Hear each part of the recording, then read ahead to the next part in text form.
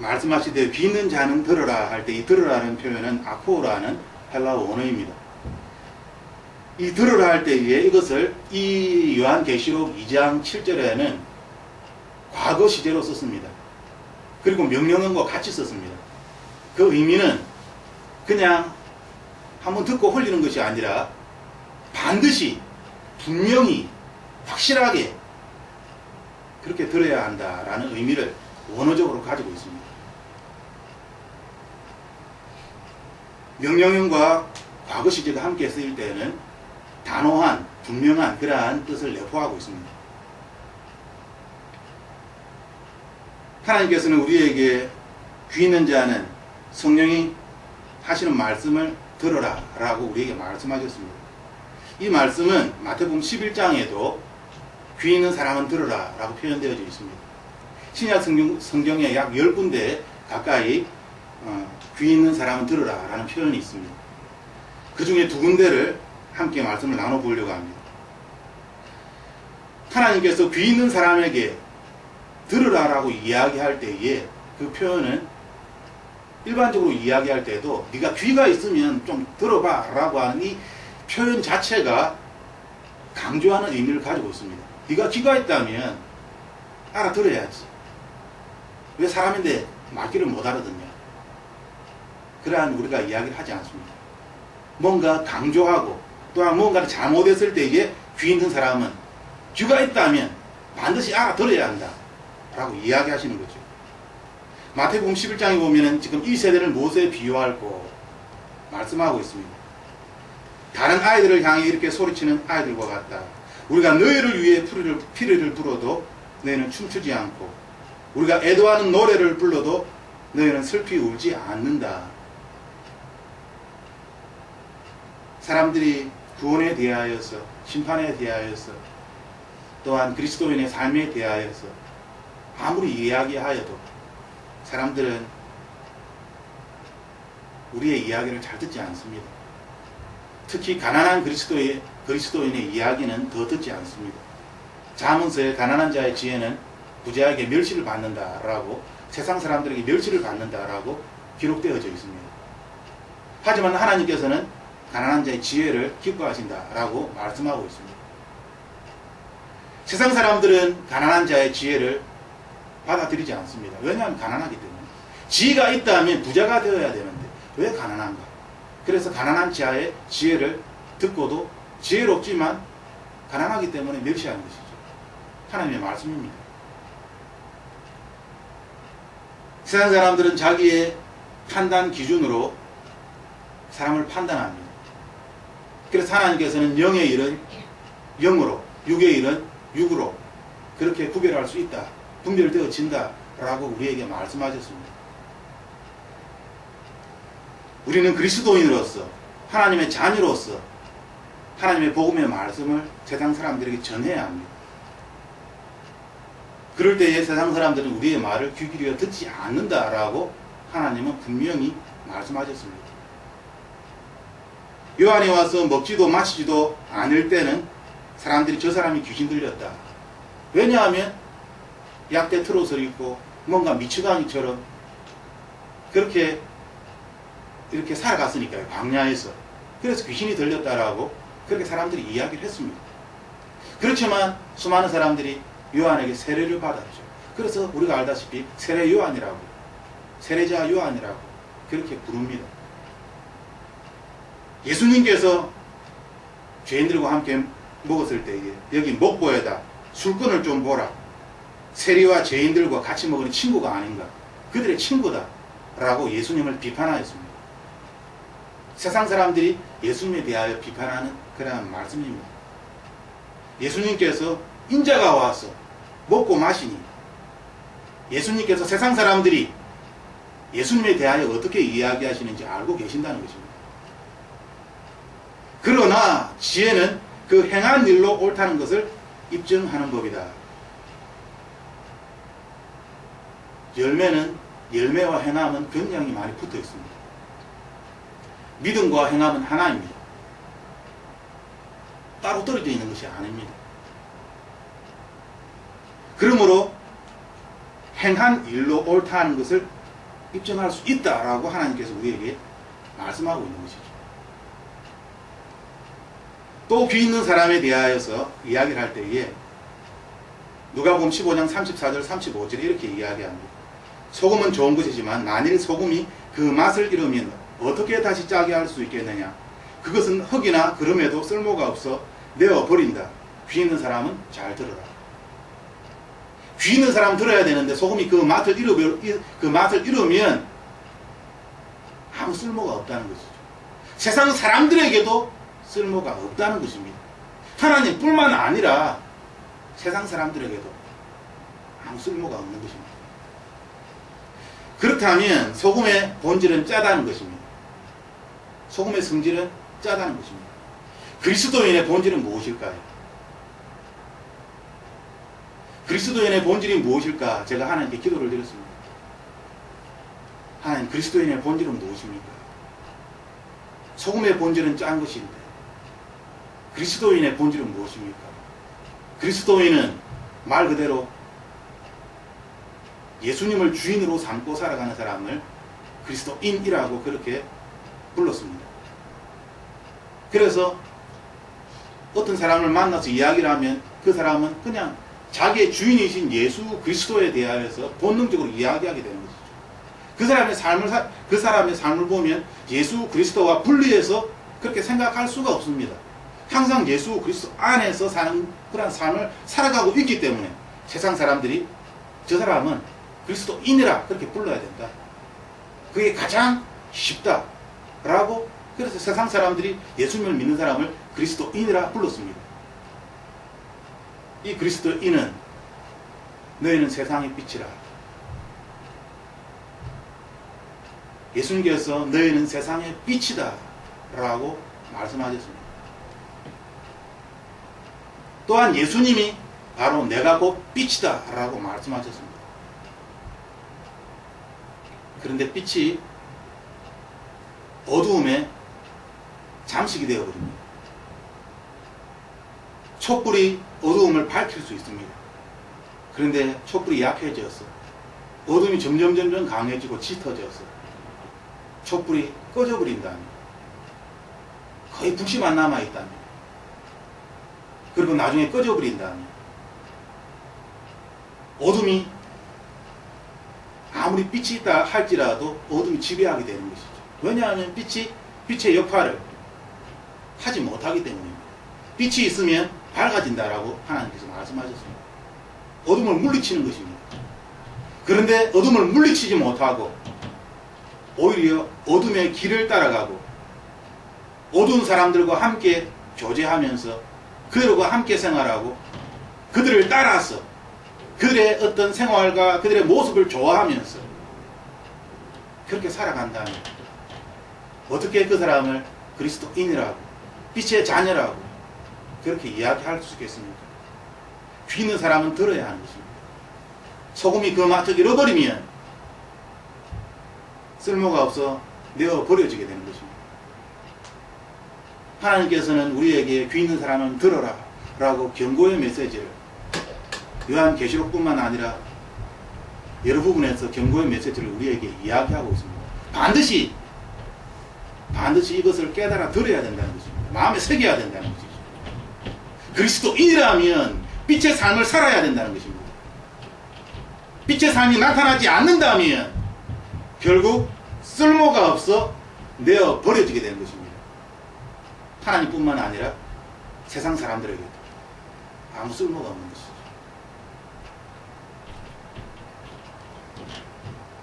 하나님께서는 우리에게 성령이 하시는 말씀을 귀 있는 자는 들을지어다 라고 말씀하셨습니다. 오늘 이 본문을 우리는 들어야 합니다. 에베소 교회를 향하여서 하신 1절에서 이 6절까지의 말씀을 우리는 깨달아야 합니다. 지금 말씀이라는 단어가 한글에서는 말씀이라는 그렇게 번역이 되어 있지만 헬라어 원문에는 T입니다. 이 T라는 것은 다른 부분에 보면 what, 무엇인가, 성령이 말하시는 것을, 성령 하나님이 말하시는 것을 반드시 들어야 된다라는 것이죠. 성령 하나님이 말하시는 것은 그러한 것들은 무엇일까? 이 T가 사용되는 그러한 부분을 제가 찾아보았습니다. 마태복음 11장의 세례 요한과 악한 세대에 대한 그러한 내용을 예수님께서 이야기하십니다. 세례 요한이 감옥에서 예수님에 대한 메시아에 대한 의심을 품게 됩니다. 2절에 요한이 감옥에서 그리스도께서 하시는 일에 대해 듣고 자신의 제자들을 보내 예수께 물었습니다. 요한이 감옥에 있으면서 의심을 품었던 것은 그리스도께서 예수님께서 하신 일입니다. 그렇게 나와 있습니다. 예수님이 하신 일에 대하여서 제자들이 예수님이란 분이 이런 일을 하시더라 라는 이야기를 들었습니다. 그런데 그 이야기를 듣고 저분이 과연 메시아인가? 내가 전파한 메시아가 맞는가라는 그러한 의심을 가지게 된 것이죠. 그래서 제자를 통하여서 물어보았습니다. 오실 그분이 바로 예수님 선생님이십니까? 예수님이 바로 메시아입니까? 라고 그렇게 제자들을 대신하여 물어봅니다. 아니면 우리가 다른 사람을 기다려야 합니다. 예수님께서 그들에게 이야기하신 것은 5절입니다.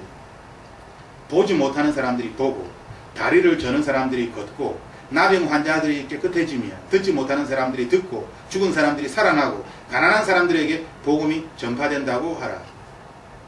성경 말씀에 이 가난한 사람들에게 복음이 전파된다고 하라. 이 부분이 지금 이 초자연적인 보지 못하는 사람들이 보고 다리가 저는 사람들이 걷고 나병 환자가 깨끗해지고 듣지 못하는 사람들이 듣고 죽은 사람들이 살아난다라는 말과 함께 가난한 사람들에게 부자들에게 복음이 전파된다고 하라라고 적혀져 있지 않습니다. 그렇게 적혀져 있지 않습니다. 오히려 그 반대로 가난한 자들에게 복음이 전파된다고 하라. 이것이 보지 못하는 초자연적인 하나님의 역사하심과 함께 기록되어져 있는 것이죠. 그러므로 우리가 복음을 가난한 자에게 복음을 선포하는 것이 굉장히 우리가 생각하는 것보다 더 훨씬 크게 의미를 가지고 있다는 것입니다. 나로 인해 걸려 넘어지지 않는 사람은 복이 있다 라고 말씀하신 7절에 이렇게 이야기하십니다. 너희가 무엇을 보려고 광야로 나갔느냐. 여기에 너희가 무엇을 보려고 할 때 이 무엇이 T입니다. 바람에 흔들리는 갈대냐? 그렇지 않으면 무엇을 보려고 다시 T가 나옵니다. 좋은 옷을 입은 사람이냐? 무엇을 보려고 또 T가 또 나옵니다. 예언자냐? 그러면서 11절에 지금까지 여인에게서 난 사람 중에 세례자 요한보다 더 큰 사람이 일어난 적은 없다. 세례자 요한이 가장 크다는 것이죠. 그러나 하늘나라에서는 가장 작은 사람이라도 그보다는 크다. 역설적인 표현이죠. 여인이 낳은 사람보다 세례 요한보다 더 큰 사람은 없는데, 이 세상에는 없는데 하나님 나라에서는 가장 작은 사람이라도 그보다는 크다. 세례 요한은 의심을 가졌습니다. 내가 이야기한 저분이 바로 메시아인가? 아니면 다른 사람을 기다려야 되는가? 예수 그리스도에 대한 메시아에 대한 의심을 품었습니다. 세례 요한이 구원을 받지 못했다? 아닙니다. 구원받았습니다. 오히려 하늘나라에서 어떤 높은 큰 상을 받았겠지요. 세례 요한을 보고 예수님께서는 엘리야다라고 그렇게 표현하셨습니다. 그렇지만 예수님께서는 하나님 나라에서 가장 작은 사람이라도 세례 요한보다 크다. 우리가 생각할 때 세례 요한은 대단한 사람입니다. 그런데 하나님 나라에는 가장 작은 사람이라도 세례 요한보다 더 크다. 이것이 어떻게 가능한가? 하지만 만약에 우리가 이 세상을 살아갈 때 성령 하나님을 만난 사람이다. 세례 요한은 성령 하나님과 동행한 사람은 아닙니다. 예수 그리스도에 대하여서 그 길을 예비한 사람일 뿐이지. 성령 하나님이 내주하시고 성령 하나님과 함께 동행하며 교통한 내 안에 예수 그리스도가 내 안에 그러한 삶을 살아간 사람은 아닙니다. 오히려 이 시대에 우리들이 그러한 사람들입니다. 우리가 예수 그리스도를 입으로 시인하는 그 순간, 마음으로 믿는 그 순간 하나님의 자녀라는 권세를 우리에게 주셨습니다. 왜냐하면 우리가 예수 그리스도를 마음으로 영접하였기 때문에, 누가 손님을 영접하듯이 예수 그리스도를 우리의 마음에 영접하였기 때문에, 영접하는 자 곧 그 이름을 믿는 자에게는 하나님의 자녀가 되는 놀라운 권세를, 그냥 자녀가 되었다라고 이야기하시면 되는데 왜 권세라는 authority라는 단어를 집어넣었을까요? 영접하는 자 그 이름을 믿는 자는 하나님의 자녀가 되었다. 예수님께서 우리에게 원하시는 것은 자녀의 권세를, 자녀다라는 아이덴티티의 본질에 만족하는 것이 아닙니다. 하나님 자녀의 권세를 우리에게 주시기를 원하시는 것이죠. 하늘과 땅의 권세를 우리에게 주시기를 원하십니다. 그래야지만이 악한 영을 우리가 이길 수 있기 때문에, 악한 영과의 싸움입니다. 하나님 나라의 권세가 무엇인지 그것을 모른다면 악한 영과 싸워 이길 수가 없습니다. 그러므로 하나님께서는 우리에게 자녀의 권세를, 아버지의 자녀의 권세를 우리에게 주셨습니다. 그 권세를 사용하라고.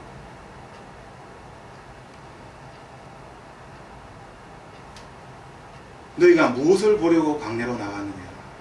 무엇을 보려고?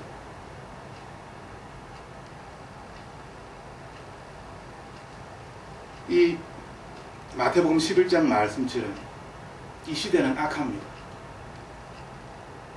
이 시대는 악합니다. 많은 사람들이 이 시대를 살아가면서 뭔가 성령 하나님의 음성을 듣기를 원하고 예수 그리스도와 동행하면서 승리하는 삶을 살아가기를 간절히 소원합니다. 그리스도인이라면 모든 그리스도인들은 이것을 사모할 것입니다. 예수님과 함께 이 땅을 승리자로서 살아가는 그러한 삶, 세상을 이기는 믿음. 하지만 마태복음 11장 말씀처럼 세례요한을 사람들이 찾고 세례요한이 하는 놀라운 일을 보면서 그 선지자의 예언자의 이야기를 들으면서 그 무엇인가를 보기 위하여 그곳에 갑니다. 하지만 세례요한조차도 내가 그렇게 전파했던 메시아가 예수님 바로 저분이 맞는가? 라는 그런 의심을 가지게 되는 것이죠. 성령 하나님께서 우리에게 말씀하시는 그 말씀,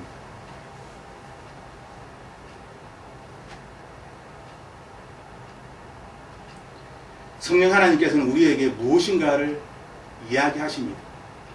그것을 무엇인가를 이야기하시기 때문에 귀가 있는 사람들은 그 무엇인가를 들어야 된다는 것이죠. 반드시 들어야 된다는 것입니다.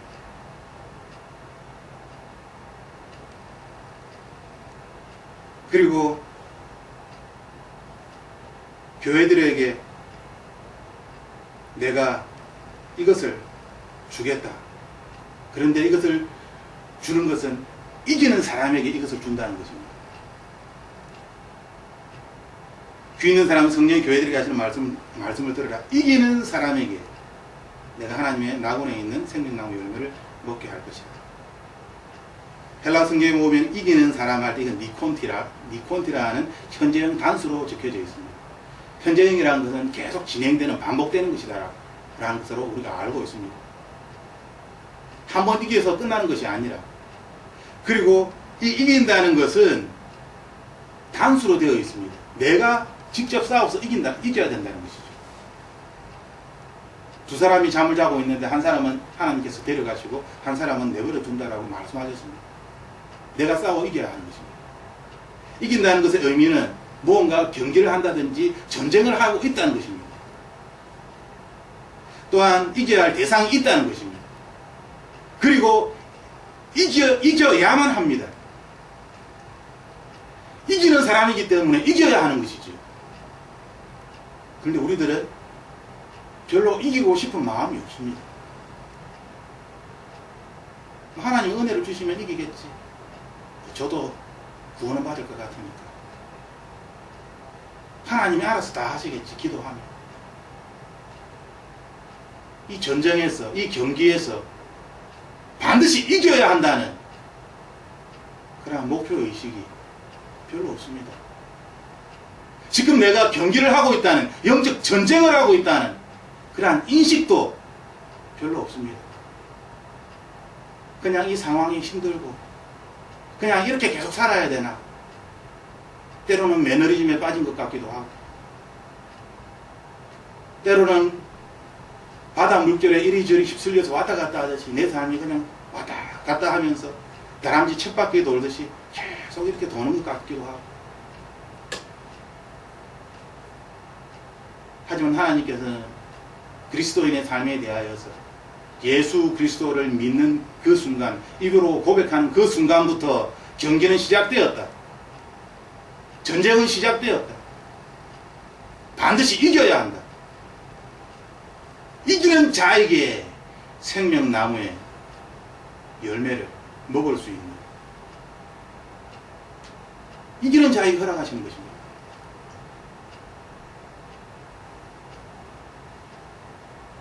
우리는 이겨야 할 대상이 있습니다. 악한 영들이 있습니다. 내 마음에 세상의 습관, 버리지 못하는 옛 사람, 옛 습관들, 옛 경험들, 옛 지식들 가지고 있습니다. 내가 예수 그리스도 이름으로 씻어냈지만 어느 순간 다시 돌이켜보면 내가 다시 옛사람의 모습을 가지고 그렇게 또 매너리즘에 빠진 것처럼 그렇게 또 살아가는 그러한 우리 자신을 발견하게 됩니다. 그래서 다시 한번 예수 그리스도 이름으로 주님의 보혈에 의지하여 믿음으로 나아가게 되는 것이죠. 끊임없이 우리는 이 경기에서 싸워 이겨야만 하는 것입니다. 이기는 자에게 나군에 있는 생명나무 열매를 하나님께서 먹게 하셨습니다. 그러면 우리가 이 싸움에서 이기면 하나님은 생명나무의 열매를 에베소 교인들에게 교회에 주시겠다고 그렇게 약속하셨습니다. 7 교회 이기는 자들에게 주시는 상급이 다 다릅니다. 그 약속이 다 다릅니다. 에베소 교회는 나군에 있는 생명나무의 열매를 먹게 하겠다라고 그렇게 말씀하십니다. 이 다음에 나오는 버가모 교회는 심판을 받지 않겠다. 심판을 이렇게 사망의 둘째 사망을 피할 수 있는 그런 것을 주시겠다라고 약속하시고, 교회마다 이것이 다 다릅니다. 왜 에베소 교회는 생명나무의 열매를 과실을 먹게 하리라라고 이야기하였을까? 에베소 교회 성도들이 지금 이건 회람서신입니다. 한 사람만 그 교회만 본 것이 아니라 돌아가면서 다 보는 것입니다. 에베소 교회 성도들이 지금 자기 교회잖아요. 자기 교회에게 지금 이기면 생명나무에 열매를 주겠다라는 이 이야기를 듣고 그들은 뭔가 동기부여가 되고 뭔가 하나님의 위로를 얻고 뭔가 이 말씀으로 인하여서 이 약속으로 인하여서 힘을 내었을 것입니다. 단순히 생명나무에 열매를 주겠다. 그래 열매를 받을 거야. 이기면 돼.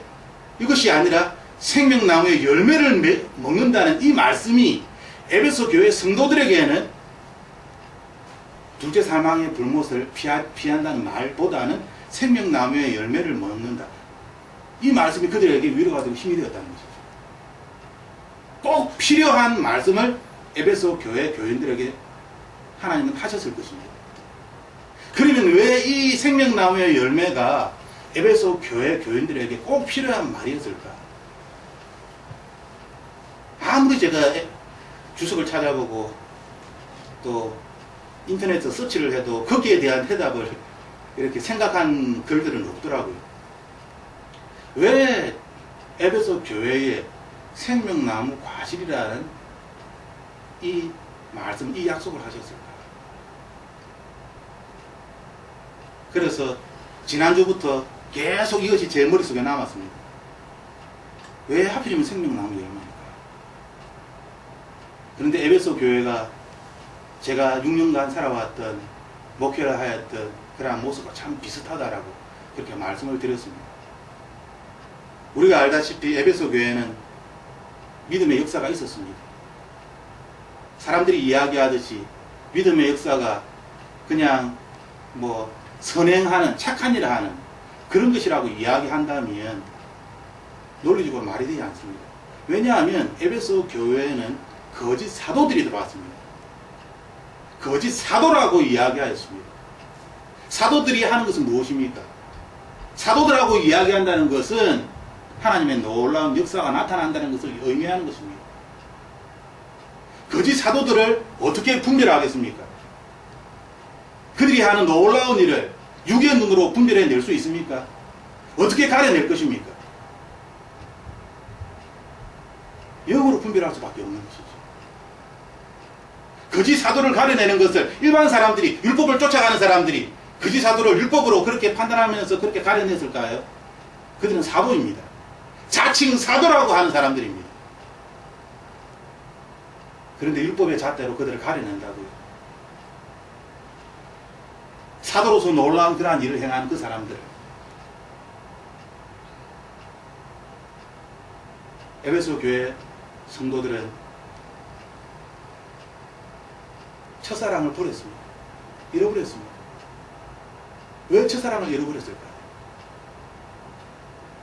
교회에 이단들이 들어오면서, 거짓 사도들이 들어오면서 내가 어제까지는 그냥 친구로서 잘 알고 있었던 저 사람이 어느 날 보니까 거짓 가르침에 빠져서 엉뚱한 소리를 하는 것이죠. 거짓 영에 빠져서. 그럼 어떻게 합니까? 그 사람이 우리의 교회 일원입니다. 내가 아는 사람입니다. 때로는 나의 친구가 될 수 있고, 때로는 나의 형이 될 수 있고, 오빠가 될 수 있고, 나의 부모가 될 수도 있습니다. 거짓 가르침에 빠져서 어떻게 해야 합니까? 하나님의 교회가 이단의 가르침에 빠져서 혼란 가운데 빠져 있습니다. 가려내야 되겠죠. 그런데 사람을 정죄하는 것, 당신은 이래서 잘못되었습니다. 그것이 과연 쉬운 것일까요? 누군가를 비판하고 정죄하고 판단하는 것이 그것이 과연 쉬운 것일까요? 사도들을 가려내고 그 이단들 무리 속에서 신앙의 순결을 지키기 위하여서 나름대로 몸부림치면서 그렇게 그들이 살아오면서, 그런데 내가 사랑하는 저 사람, 내가 알고 있는 저 사람, 그런데 그들이 이단 가운데, 그럼 무엇을 끊어야 합니까? 그 사람과 연결되었던 정을 끊어야 되겠죠. 정을 끊어야 되겠죠. 내가 알고 있는 저 사람이 거짓에 빠졌습니다. 엉뚱한 이야기를 합니다. 예수님이 하나님의 아들이신데 엉뚱한 이야기를 하는 것이죠. 정을 끊어야 합니다. 어제까지는 같이 식사를 하면서 음식을 나누면서 웃으면서 성도의 교제를 나누었지만 이제는 그렇게 할 수 없습니다. 왜냐하면 거짓 영에, 거짓 교리에 빠져있기 때문에, 잘못되었기 때문에 그들에게 가지고 있던 그러한 마음을 닫아야 합니다. 그래야지 조금이나마 끊을 수 있겠죠. 그냥 거짓 사도니까 떠나가! 예수 그리스도 이름으로 그냥 명령하고 이 교회를 나가세요. 그런데 그 사람이 나의 친구고, 그 사람이 나의 형제고, 부모일 수도 있는데. 에베소 교회 성도들은 거짓 사도들을 가려내는 작업을 하였습니다. 그래서 하나님께서 참 잘하였다, 참 잘하였다 칭찬한 것입니다. 그럼에도 불구하고 가려내려고 했으니까요. 신앙의 순수성을, 예수 그리스도에 대한 순수성을 지키려고, 믿음을 지키려고 그들은 애썼습니다. 칭찬받아 마땅한 것입니다. 하지만 그들에게 처음 사랑이 사라져 버렸습니다.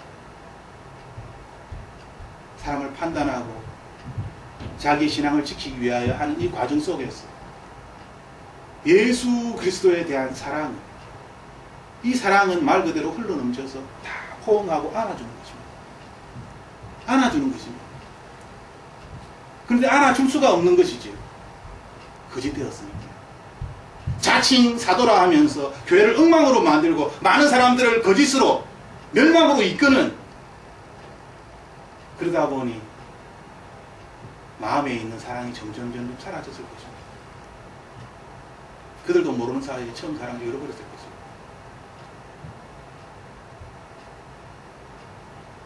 처음 사랑을 잃어버렸지만 그들이 한 행동은 하나님 보시기에 칭찬을 받아 마땅한 것입니다. 예수 그리스도를 위하여 그들이 한 일이기 때문에. 그 과정이 얼마나 힘들었겠습니까? 그래서 믿음의 인내라는 단어가 들어갈 수밖에 없는 것이죠. 수고라는 단어가 들어갈 수밖에 없는 것입니다. 그러면 이것이 생명과 무슨 연관이 있을까? 제가 만약에 에베소 교인이라면 저는 어떠한 마음을 가졌을까? 그럴 때 저는 엘리야가 떠올랐습니다. 로뎀나무 밑에서 예수님 차라리 죽고 싶습니다. 저를 죽여주십시오. 엘리야도 850대 1 거짓 선지자들과 싸워 이겼습니다. 그런데 자신의 생각과는 다르게 도망자의 신세가 되었고 이세벨이 자기를 죽이려고 합니다. 도망다니다가 도대체 이게 무엇인가? 내가 거짓 선지자를 다 죽여서 이제 하나님의 나라가 이스라엘 백성들이 자기의 말을 듣고 하나님께로 돌이킬 줄 알았더니 그것이 아니라 오히려 자신도 죽게 된 것이죠. 자신도 죽게 된 것입니다. 엘리야는 분명히 하나님을 위하여 수고하였습니다. 그런데 이세벨을 위하여 자신의 목숨이 위태로운 처지에 처해지자 예수님 저를 죽여주십시오. 그러면 엘리야에게서 그 상황에서 엘리야는 무엇을 생각하였을까요? 이 세상에서의 삶이 엘리야는 어떠하였겠습니까? 믿음의 수고가 있고 믿음의 인내가 있고 예수 그리스도를 위하여서 많은 그러한 고통의 시간들 엘리야는 예수 그리스도를 위하여 많은 역사들을 하였습니다.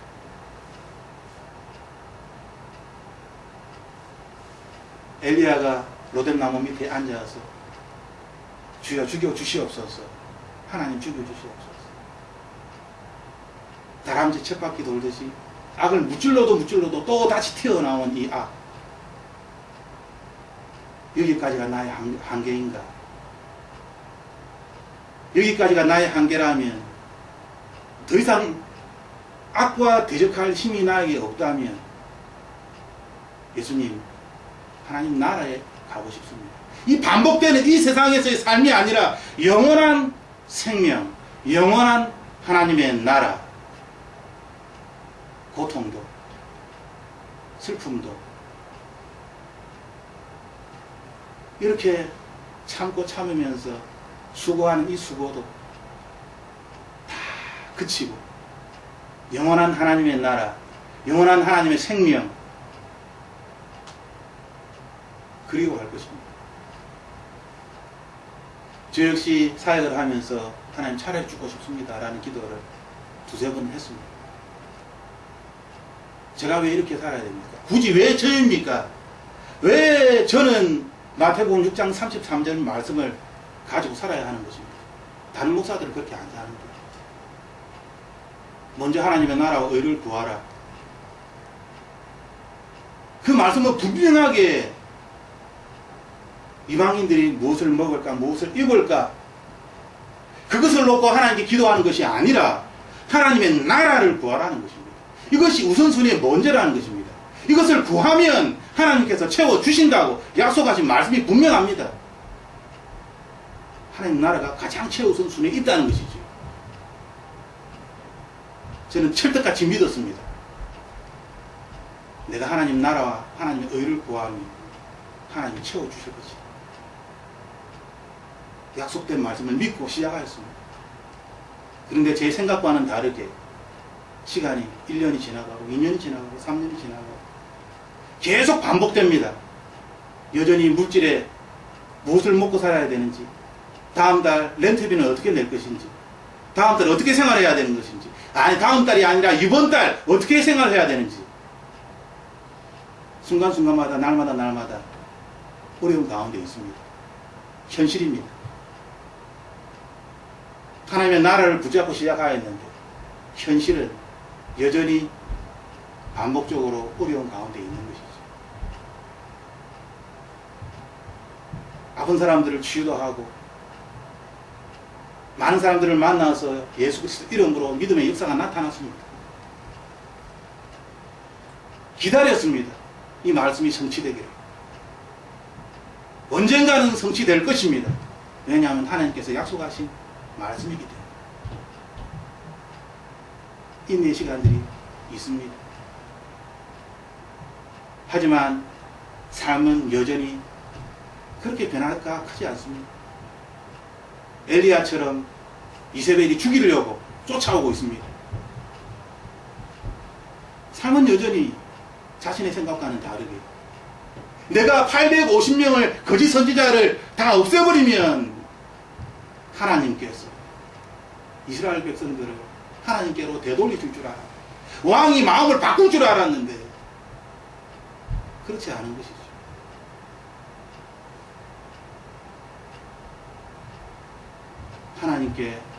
하나님, 이 반복되는 이 삶이 아니라 영원한 하나님의 나라, 변하지 않는 하나님의 나라, 그 생명,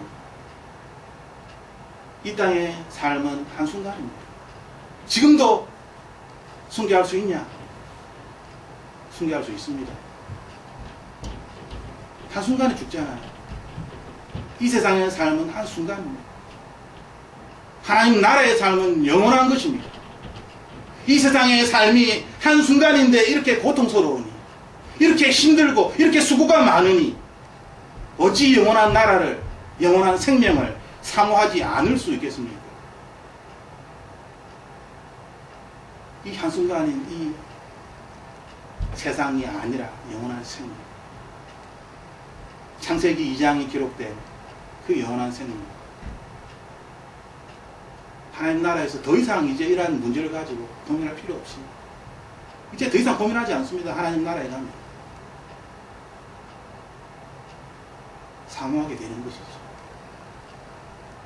만약에 믿음의 역사가 없었다면 어떤 그러한 것을 기도했을 것입니다. 하지만 엘리야처럼 그러한 하나님의 능력을 수많은 사람들에게 그렇게 행하였음에도 불구하고, 그럼에도 불구하고 여전히 상황이 변하지 않는다면, 그러면 은사가 아니라는 것입니다. 하나님의 능력이 아니라는 것입니다.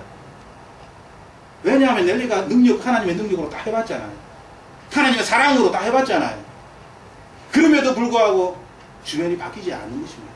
교회가 바뀌지 않는 것입니다. 어찌해야 하며 영원한 하나님의 나라, 여기까지가 한계인 것 같습니다. 제가 할 수 없습니다. 제가 해볼 것은 다 해보았지만 이제 더 이상 할 힘도 없습니다. 일어날 힘도 없고, 사탄 마귀가 오는 사자처럼 나를 넘어뜨리려고 하니 차라리 하나님이 계신 그곳으로 가고 싶습니다. 영원한 곳. 더 이상 이러한 고뇌에, 이러한 고민에 빠지기 싫습니다. 하나님의 보좌 옆에서 영원토록 함께 있고 싶습니다. 기도하겠지. 기도할 것입니다. 저도 그렇게 기도했으니까요.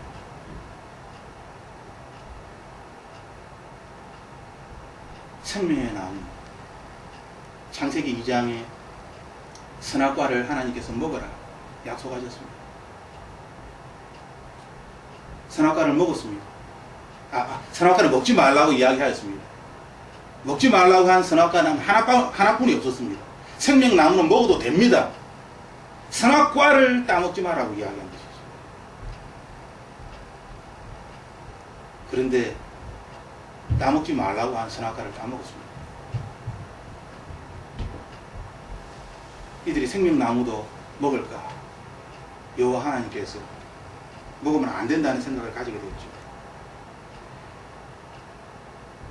창기 3장 22절에 보면은 이 사람이 선악을 아는 일에 우리 중 하나같이 되었으니 그가 그의 손을 들어 생명나무 열매도 따먹고 영생할까 하노라.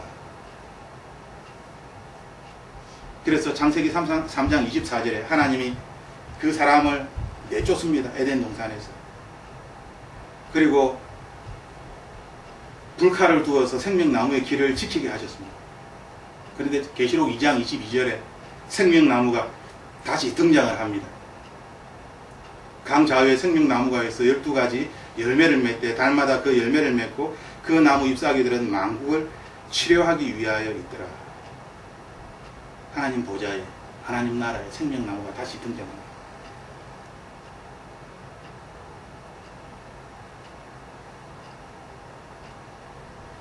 우리의 마음속에 영원한 이 영혼에 대한 소망이 없다면 천국은 무엇입니까? 천국은 이 땅의 삶이 아니라 영원한 삶입니다. 영원한 생명입니다. 이 영원한 생명에 대한 소망이 없다면, 아니 우리가 이 땅에서 잘 먹고 잘 살면 오히려 우리는 주님 지금 오지 마세요. 부자들은 그렇게 이야기합니다. 지금 오지 마십시오. 좀 더 이 세상을 누리고 싶습니다. 이 아름다운 세상, 좀 더 하나님이 창조하신 이 아름다운 세상 더 즐겨보고 싶습니다. 그럴듯합니다. 그럴듯하지 않습니까? 하나님이 창조하신 이 세상 즐겨서 하나님 만드신 이 우주 만물을 보면서 이것을 즐기면서 하나님을 그리워하면서 하나님께 감사와 영광을 돌리면서 그렇게 살고 싶습니다. 그럴듯합니다. 하지만 하나님은 그것이 잘못됐다라고 이야기해요. 부자들은 그렇게 생각할 수 있지만 가난한 자들은 그렇게 생각하지 않습니다. 그들은 이 가난이 언제 그칠지 알 수 없기 때문에 영원한 나라를 소망합니다. 이 고통이 언제 끝날지 자신의 생각으로는 판단할 수 없기 때문에 상상조차 그렇게 나지 않기 때문에 영원한 나라를 소망합니다. 그래서 하나님께서는 가난한 자를 좋아하시는 것입니다. 영원한 나라, 하나님의 나라를 소망하니까요. 그러므로 어려운 가운데 있고 힘든 가운데 있을지라도 우리가 하나님께 감사할 수 있는 것은 우리의 마음이 예수님의 얼굴을 바라보게 되고 하나님 나라를 소망하게 되고 하나님이 계신 보좌를 그리워하기 때문입니다. 이 세상에서 잘 먹고 잘 사는 것을 기도하는 것이 아니라 주님 차라리 하나님과 함께 저 영원한 하나님 나라에 있었으면 좋겠습니다. 언제까지입니까? 언제까지 이것이 반복되는 것입니까? 라고 하나님께 기도하게 되는 것이죠. 그것을 소망하게 되는 것입니다.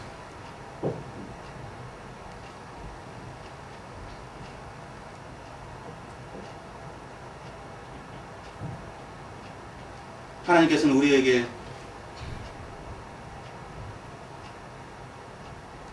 요한계시록 2장 1절에 7절 에베소 교회에 대한 말씀을 하시면서 믿음의 수고와 역사와 인내와 예수 그리스도를 위하여서 살아가는 그 삶 알고 계신다. 또한 칭찬도 하셨습니다. 교회 틈타 들어왔던 니골라 당의 그러한 교훈도 미워하고 하나님께서 그렇게 미워하는 것이 맞다. 나도 미워한다.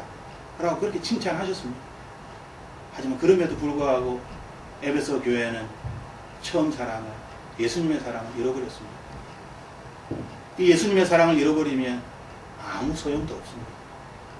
수많은 인내 시간이 있고 엘리야처럼 850대 1에 싸움에서 이겼을지라도 차라리 죽고 싶습니다. 차라리 자살을 해버릴까요? 라는 생각을 할 수 있다는 것이죠. 엘리야는 물론 자살하겠다는 생각을 한 것은 아닙니다. 그렇지만은 믿음의 수고가 예수 그리스도의 사랑으로 그 사랑으로 이루어지지 않는다면 이것은 나의 수고가 되는 것입니다. 나의 노력이 되는 것입니다. 그래서 힘들겠죠. 그래서 지칩니다. 하지만 나의 수고가 아니라 예수 그리스도의 사랑이 흘러 넘쳐서 이것이 이루어진다. 예수님의 사랑으로 이것을 한다니 나의 것이 아니라 예수님의 것이라면, 그렇다면 우리는 하나님의 말씀이 맞다. 우리가 짊어져야 될 것은 나의 무거운 짐이 아니라 수고하고 무거운 짐진 자들아 다 내게로 오라. 나의 멍에를 지어라. 나의 멍에는 쉽고 가벼우니라. 예수님께서 말씀하신 것이 옳구나. 왜 이렇게 무겁습니까? 왜 이렇게 지칩니까? 왜 이렇게 힘듭니까? 왜 이렇게 포기하고 싶습니까? 나는 예수님을 위하여서 수많은 믿음의 역사를 일으켰는데, 예수님 이름으로 귀신을 쫓아냈는데, 근데 예수님은 난 너를 모른다. 하나님 말씀하셨습니다. 기록되어져 있습니다. 왜 그럴까요? 자기의 것으로, 예수님의 사랑으로 한 것이 아니라 자기의 것으로 하였기 때문입니다. 그러므로 처음 사랑을 반드시 회복해야 합니다. 예수님의 사랑으로 그 일을 해야지만이 예수님께서 우리의 모습을 보시고 흐뭇해하시고 좋아하시고 기뻐하시는 것이죠. 오늘 이 시간 우리가 함께 기도 드리고 싶은 것은 처음의 사랑을 회복하는 것입니다. 또한 우리가 기도할 것은 영원한 생명입니다. 잠깐 왔다가 사라지는 세상입니다. 지금 아무리 힘들지라도 사시사철이 있듯이 바뀝니다. 희노애락이 있듯이 바뀝니다. 우리는 영원한 나라를 바라보며 영원한 생명을 그리워합니다. 우리의 머릿속에 영혼이라는 단어가 우리의 머릿속에 있다면, 우리의 생각 속에 있다면, 우리는 오늘 이 하루를 살아갈 때에 거친 파도가 우리를 삼키려고 할지라도 당당하게 우리는 나아갈 수 있습니다. 우리의 자녀들이 두렵습니까? 우리가 만약에 하나님께 불려갈 때에 우리의 자녀들이 두렵습니까? 그래서 자녀를 위해서 기도해야 하는 것입니다. 아내를 위해서 기도해야 하는 것입니다. 남편을 위해서 기도해야 하는 것입니다. 언제 하나님께서 우리를 불러가실지 모릅니다. 우리는 하나님께 불려가서 하나님 보좌에 있는데 우리가 사랑하는 자녀와 남편과 아내가 이곳에 있다면, 그렇게 힘들어한다면, 남편을 잃은 슬픔으로 잘못되어서 하나님을 잃어버린다면, 그런 사람들이 우리 주변에 많이 있습니다. 사랑하는 아내를 잃고 기도를 했는데 나을 줄 알았는데 하나님께서 데려가 버리시는 것이죠. 아내를 너무나 사랑했기 때문에 아내를 데려가신 하나님을 이해할 수 없습니다. 아내가 도대체 뭘 잘못했습니까? 하나님. 아직도 건강한데, 나이가 30밖에 안 됐는데, 40밖에 안 됐는데 벌써 데려가십니까? 도대체 아내가 뭘 잘못했습니까? 하나님께 따지다가 하나님을 버립니다. 그러므로 우리는 우리 자신의 신앙뿐만 아니라 우리 자신이 구원을 받는 믿음이 있다면, 하늘 나라에 간다는 믿음이 있다면, 우리는 항상 자녀를 위해서, 우리 주변의 사람을 위해서 기도해야 합니다. 내일을 어떻게 알겠습니까? 그들도 이 땅이 아니라 하나님 나라를, 영원한 하나님 나라를 사모할 수 있도록, 이 영원한 하나님 나라를 사모하게 되면 이 땅을 살아갈 때에 에베소 교회 성도들에게 이야기하였던 거죠. 하나님 나라의 소망이 있으니까요, 가벼워지는 것이죠.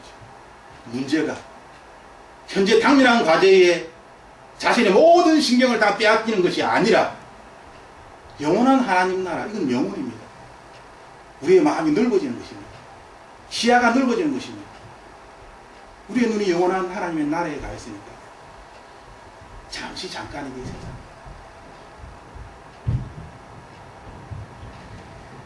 우리가 이 시간 함께 기도할 때 하나님, 우리가 예수 그리스도를 위하여 수고하였던 것 기억이 납니다. 하지만 그것보다 더 중요한 것은 예수님께서 우리에게 말씀하셨던 사랑입니다. 처음에 예수님을 만났을 때의 그 사랑. 의지적으로 내가 하나님을 믿으려고 애쓴 것도 아니고 내가 더 잘 믿기 위하여서 노력한 것도 아니고 그냥 내 삶 속에서 기쁨이 흘러넘쳤고 웃음이 끊이지 않았고 눈을 감으면 나를 사랑하시는 예수님의 마음이 느껴져요. 때때로 주변에 있는 사람들이 나보고 바보라고 왜 그렇게 실없이 웃냐고 이야기하겠다. 그때 그 시간대 말로 할 수 없는 그 하나님의 사랑이 내 안에 차고 넘쳐서 이 세상을 살아갈 때에 예수님의 사랑으로 거짓과 섞이지 아니하고 그 짓을 따라가지 아니하고 진리 가운데에서 예수님과 동행하면서 비록 이 세상이 힘들고 어렵다 할지라도 감사하며 기뻐하며 살아갈 수 있는 이유는 하박국 선지자의 고백처럼 예수 그리스도를 만났기 때문입니다. 그 만남을 예수님 다시 한번 회복시켜 주시옵소서. 우리가 이 시간 함께 기도하겠습니다.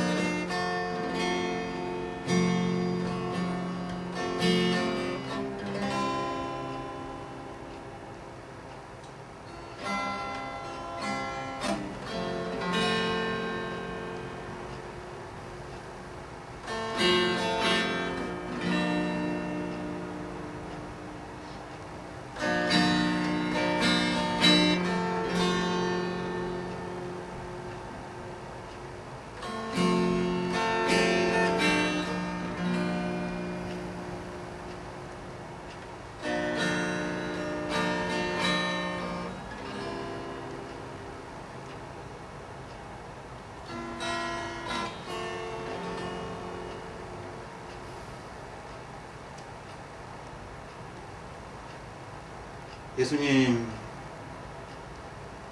우리의 약함을 아시고 우리의 어리석음을 아시고 육신을 쫓아서 세상을 쫓아서 우리의 입으로는 아바 아버지를 외치지만 우리의 마음은 염려와 근심과 고통 가운데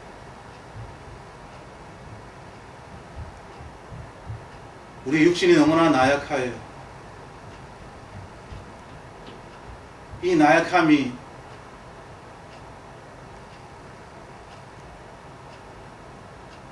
하나님의 성령을 거스리고 이 나약함으로 이 땅을 살아가려고 하는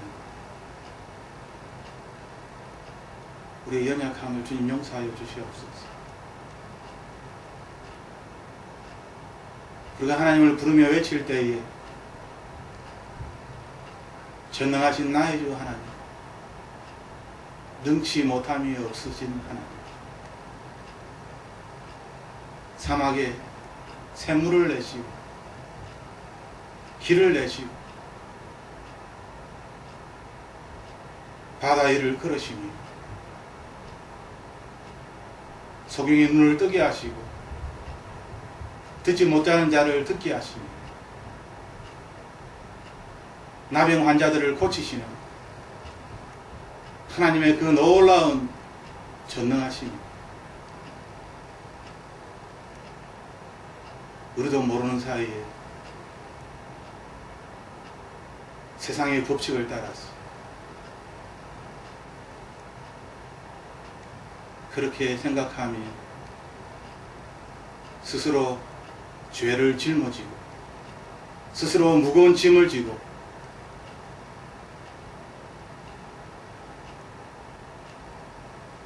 예수님, 전능하신 하나님을 만나길 원합니다. 아바 아버지, 우리가 이곳에서 이 상황에서 벗어나기 위하여 하나님을 찾는 것이 아니라 내가 믿고 있는 그분이 전능하신 분입니다. 확인하고 싶습니다. 내가 전능하신 아버지를 믿고 있다는 것을 알기를 원합니다. 세상의 빛으로서 이 땅을 살아가고 싶습니다. 아버지 도와주시옵소서. 아버지의 사랑이 없이는 아무 소용이 없다라고 주님 말씀하셨는데 이 세상을 얼마나 사랑하시는지 죄를 위하여 이 땅에 오셨다고 섬기기 위하여 이 땅에 오셨다고 주님 말씀하십니다. 직접 십자가를 지시고 이렇게 살아라라고 누구든지 자기의 십자가를 지고 예수 그리스도를 따를 수 있다고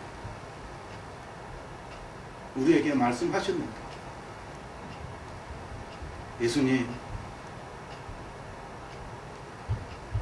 우리도 모르는 사이에 우리의 십자가는 예수님의 것이 아니라 나의 것이 되어버렸고 하늘나라의 양식이 아니라 이 땅의 양식이 되어서 이 땅의 것을 가지고 힘들어하고 어떻게 할지를 몰라서 고민하며 방황하는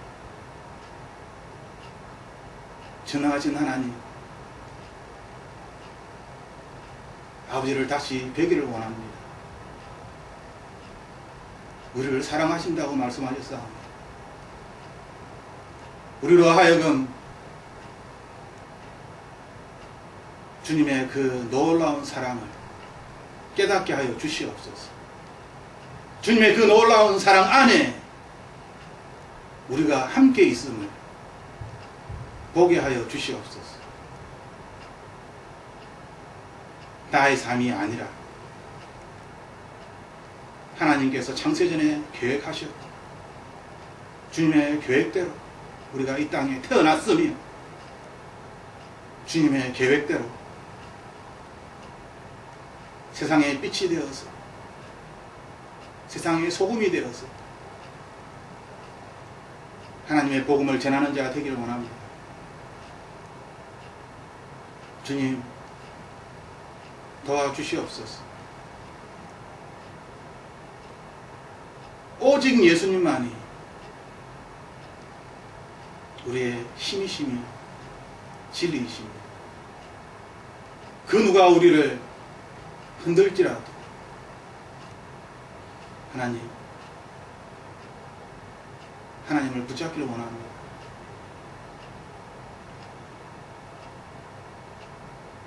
하나님, 이 시간 주님께 간절히 기도드리는 것은 물질에 우리의 마음이 빼앗기지 않도록 주님 도와주시옵소서. 하나님께서 하나님의 자녀를 먹이시고 입히신다고 약속하셨사옵니다. 공중에 나는 새를 보면서 들에 핀 백합화를 보면서 하나님의 돌보심을 마음에 새길 수 있도록 주님 도와주시옵소서. 나의 생각으로 하나님을 판단하지 않도록 주님 도와주시옵소서. 예수 그리스도의 사랑이 우리 안에 가득 찰 수 있도록, 그리하여 그 사랑이 흘러 넘칠 수 있도록 주님 도와주시옵소서. 우리가 어디를 가고 있는지, 무엇을 향하고 있는지 깨닫게 하여 주시고,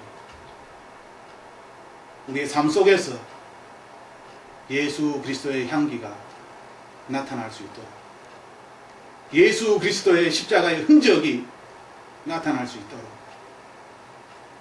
주님 도와주시옵소서. 다시 한번 일어서서 창밖을 보려고 합니다. 하나님이 만드신 아름다운 세상, 이 아름다운 세상을 위하여 십자가를 지셨습니다.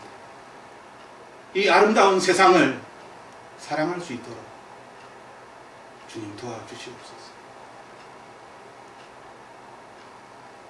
생명의 빛이 없이는 그렇게 할 수 없습니다. 이 어둠으로 가득 찬 이 세상을 아름답게 만들 수가 없습니다. 우리에게 생명의 빛을 부어 주시옵소서. 더 비춰 주시옵소서. 그리하여 내 안에 있는 생명의 빛으로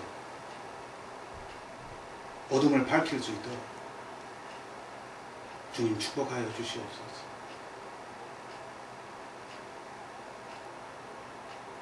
이 시간 주님께 간절히 기도드리는 것은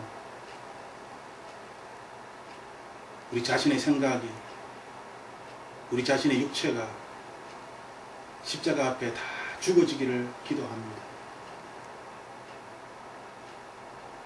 여전히 살아남아서 꿈틀거리는 이 육체의 것들, 이 세상의 것들,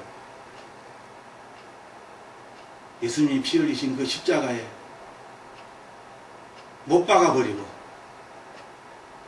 새 사람으로 날마다 옷 입기를 원합니다.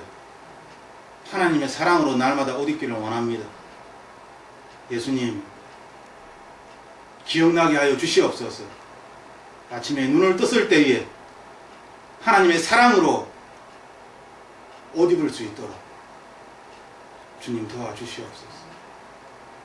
이 영적 전쟁에서 싸워 이길 수 있도록 끝까지 싸워 이기는 자 되게 하여 주시옵소서. 믿음으로 시작하였을 때에 믿음으로 마칠 수 있도록 축복하여 주시옵소서. 이기는 자에게 허락하신 낙원에 있는 생명나무의 열매를 우리에게 허락하심을 감사드립니다. 영원한 생명을 다시 한번 기억하며 하늘나라를 생각하며 이 한 주간을 지내기를 간절히 소원하오니 우리를 묶고 있는 세상에 얽매이는 것들을 벗어 던질 수 있도록 축복하여 주시옵소서. 우리가 이것을 벗어 던지기 위하여서는 내가 하는 것이 아니라 예수 그리스도의 사랑이 우리를 변화시킬 것입니다. 주님의 사랑으로 임하여 주시옵소서.